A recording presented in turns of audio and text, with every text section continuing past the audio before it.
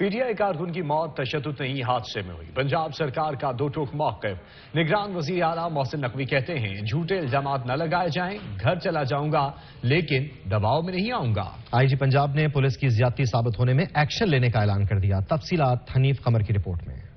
P T I کے کارکن ضلع شاہ کی ہلاکت کے معاملے پر آئی جی پنجاب کے ہمراہ پریس کانفرنس کرتے ہوئے نگران وزیر اعلیٰ پنجاب محسن نقوی غصے اور دکھ کی کیفیت میں نظر آئے۔ شدت جذبات سے آنسوؤں کو کنٹرول کرنے کی کوشش میں دھمکی بھی لگائی اور معاملہ اللہ پر چھوڑنے کا اعلان بھی کیا۔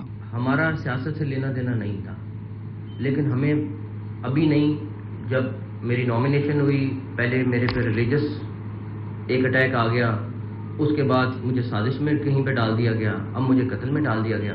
قتل کا الزام لگانا کیا اتنا آسان ہے کہ آپ الزام لگائیں اور اس کے بعد آپ کہیں کہ بس ٹھیک ہے؟ ہمارے بھی بچے ہیں، ہماری بھی فیملیز ہیں، ہمارے بھی رشتہ دار ہیں، آپ ان کو جس طریقے سے میسج کرتے ہیں اور سارا کچھ کرتے ہیں وہ بہت زیادتی ہے۔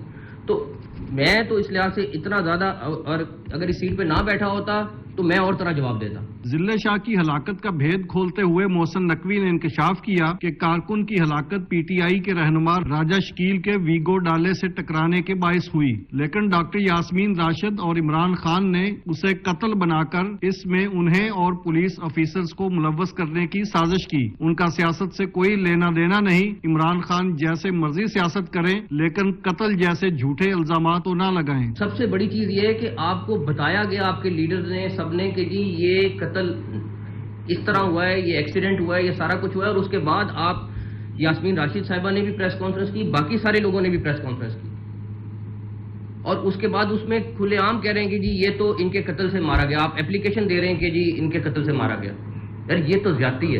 نگران وزیر اعلیٰ نے کہا کہ راجہ شکیل نے یاسمین راشد کو بتایا تھا کہ ضلع شاہ کی موت حادثے میں ہوئی، لیکن یاسمین راشد اور عمران خان نے اس پر جھوٹا بیانیہ بنایا اور ضلع شاہ کے والد کو بھی جھوٹ بولنے پر 1 کروڑ روپے دینے کی پیشکش کی۔ اس کے والد کو بھی میں اپریشیٹ کروں گا کہ وہ بوڑھا آدمی، اس کو انہوں نے پیسے بھی آفر کیے کہ ہم آپ کو 1 کروڑ روپیہ دے دیں گے، آپ نے بس کھڑے رہنا ہے۔ ان کو پتا تھا ساری چیز کا کہ یہ صحیح چیز نہیں ہے، اس لیے انہوں نے اس کے والد کو کھڑا کرنے کی کوشش کی کہ بس آپ نے کھڑے ہو جانا ہے۔